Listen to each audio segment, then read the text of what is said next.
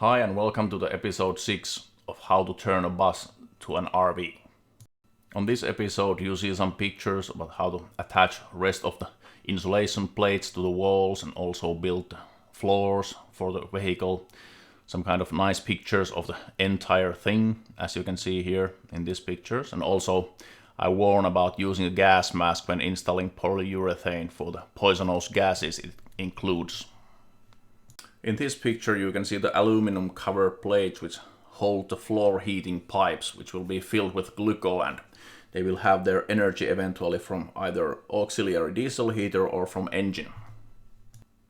The other main issue in the bus was installing the floor to the elevated spaces, which also insulates everything from the cargo hold area. You can see here some denting I had to make for the floor in order to keep the original slides for the bench and seats in the bus. On these pictures you see the heating system central, which will be in the cargo hold, and here you can see the equipment for pressure tests for the piping.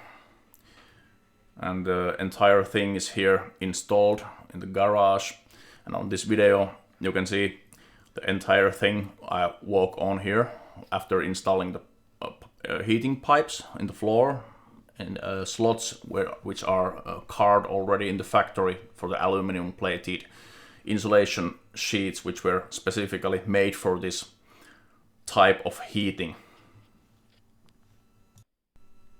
The most nasty thing in this piping system was that when the floor was not rectangular, I had to carve custom holes for the pipes in order to make them start and end at the same place right next to the cargo hold.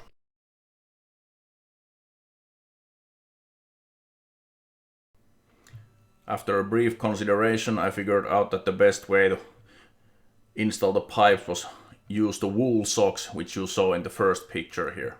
Here you can see the small decline in the floor, which is due to the natural configuration of the bus. After carefully figuring out the layout for the water tanks and water heater, and also for the air thermal pump which will be inside of the vehicle, the outer unit was installed here in the small box, which you can see. It's insulated from the rest of the cargo area, and it has also air blowout in the side of the bus. Air intake is in the bottom of the bus.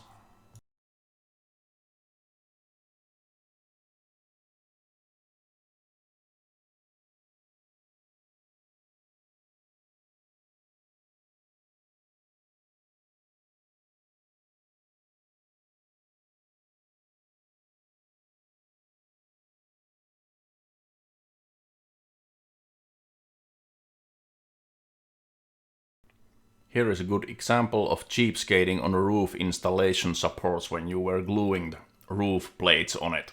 I had to remove 3 or 4 of them in order to make them look more decent because they were crooked in the middle.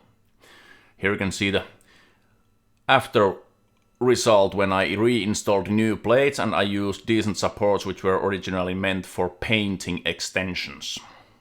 After having the roof and walls done, it was time to plate the corners. I used a 20mm polyurethane plate for that, and after using the plates I also installed small ducts which were meant for the electrical channels. I just glued on them, so there's going to be a plate on top of these, and it will be rather small to carry all the electric wires necessary for the car to function properly.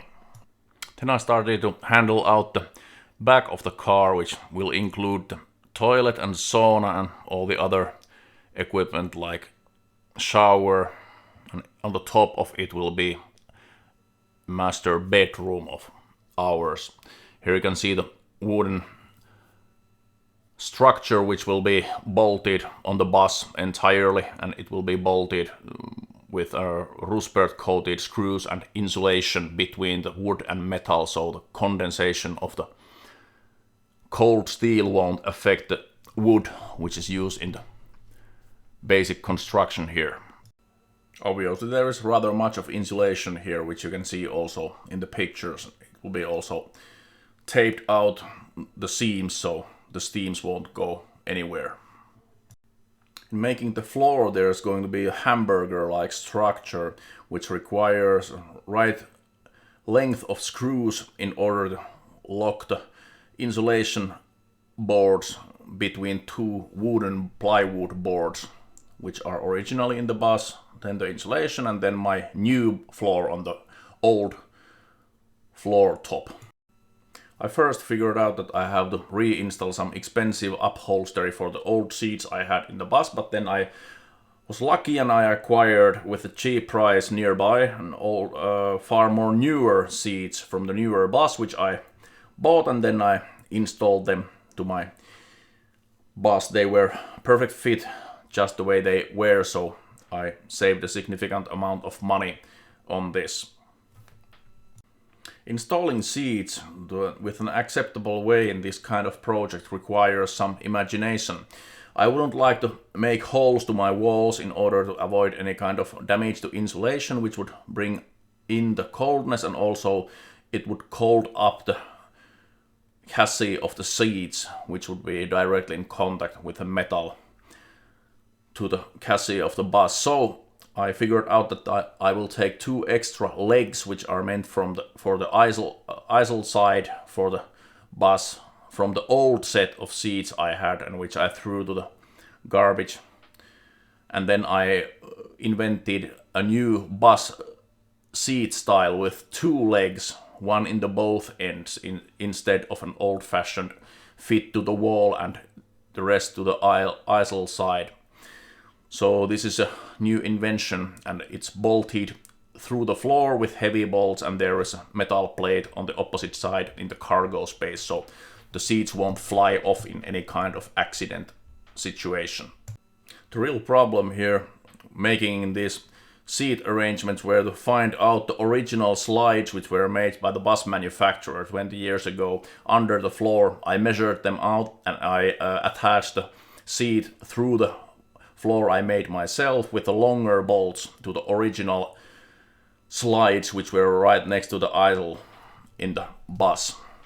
I can't install the vertical poles for the interior walls permanently, as you can see in this picture, because I have to keep that lower left side big hatch available for the very last moment in order to have all the ceiling sheets and all the floor sheets and kitchenware and all the other things inside to the bus for the very last moment.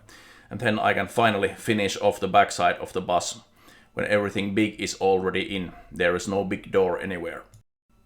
In this picture I'm testing the windows outside in the dark from the bus. They seem to work rather nicely. That's it for the moment and for this time. Please subscribe and see you next time.